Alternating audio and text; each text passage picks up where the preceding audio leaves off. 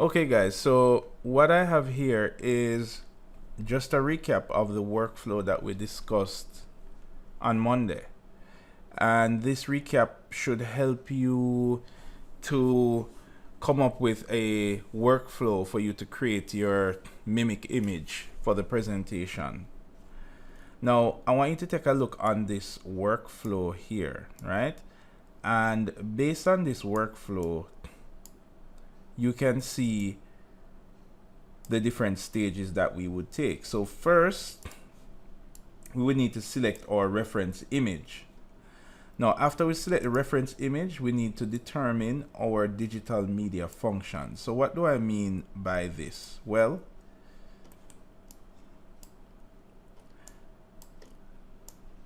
as you can see here, remember that everything that is done, that is created, any digital media that is created, it will perhaps use one of these functions. So either you need to do raster editing, which is like image editing, vector editing, which is using line work, 3D modeling, document editing, video or motion graphic editing, audio editing, 3D animation, programming, or even hypermedia editing, which is really like websites, making websites. Pretty much what you need to do will fall in one of these categories. So before you even decide on what software to use, you have to determine what functions your task will require, right? Now, you will do this by looking on your mimic image to determine, hey, do I need to do image editing for that? Would I need vector editing? Do I need to go into 3D modeling? That's the first step that you take. All right, so next, we would need to move on to determining what are the visualization features that we need.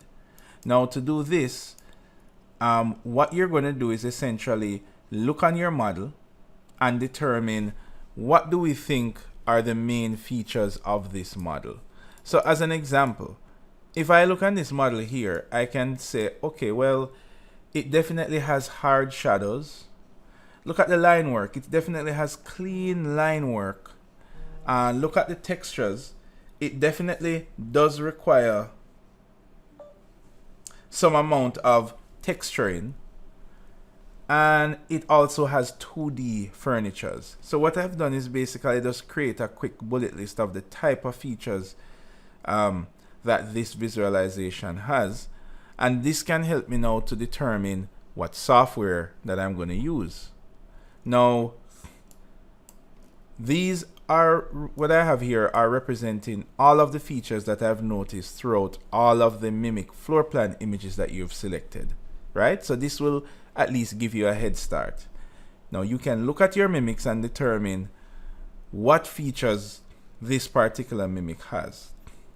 Now with these two things selected, your functions and your visualization requirements, this will help you to determine what software you think you're gonna need. Now remember that one software, as we discussed, you might have a scenario where one software can do many things, but you need to pick the software that has its primary function that matches to the function that you need to create your mimic image.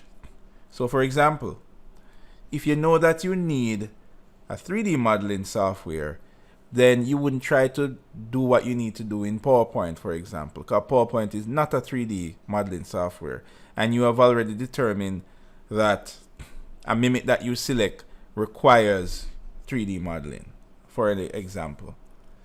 So now that you have selected the primary features, you know what software you're going to use. The next step would involve creating an estimated work process diagram. Now that is where you jot down what you think is the process to get your image complete.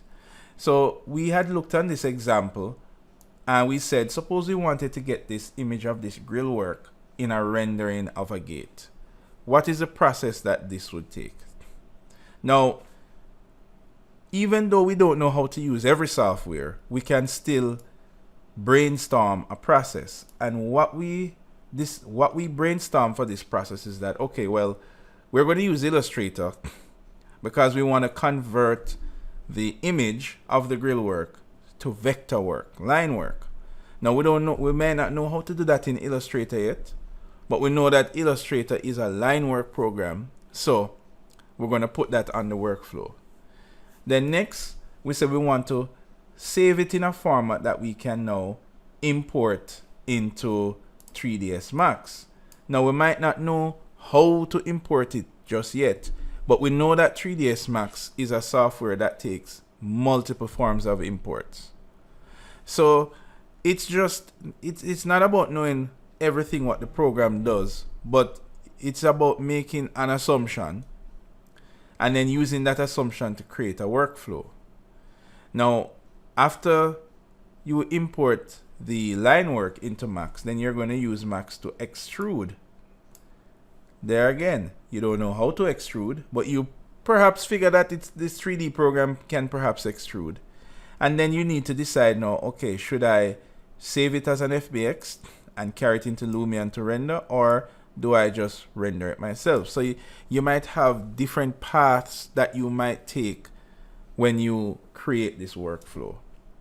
And remember, this is really a proposed workflow. You haven't really decided on what you want to do just yet.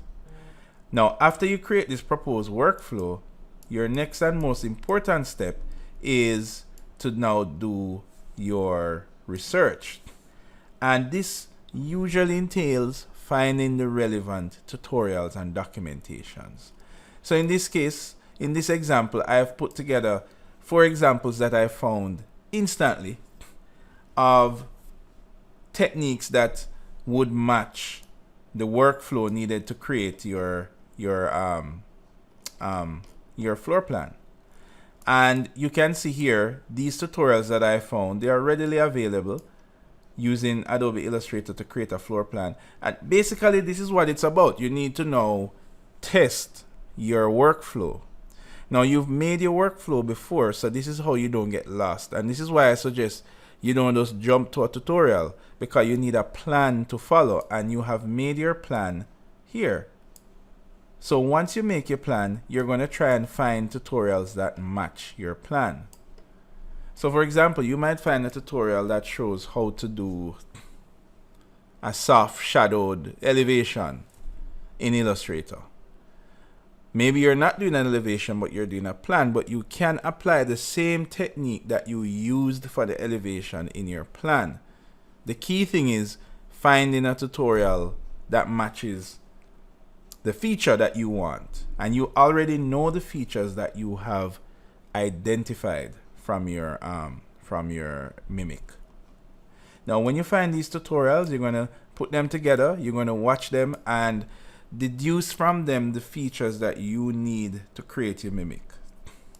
Now, after you do this, well, then you're going to just generate your final artwork. That final artwork is what you will present in our discussion presentation. That's the final artwork here. But don't forget that you also need to update your workflow process. And this is after confirming that the process did in fact work, right? Remember the process. You started out with this process, but after going through the tutorials, then you might very well end up with a different process. So this would represent the final process that you would go through. And this final process is what you will also present as well, along with your source Mimic image. So this that you're seeing now is the workflow that I suggest. And this workflow can work in anything. We're just going to use it to produce the floor plans, the Mimic floor plans first. And then we're going to apply this process 3 times again for our 2D and 3D sections, for our 3D view and our X-ray model. We're going to use this very same process, technique, and workflow again. All right, so I hope this helps you out, guys.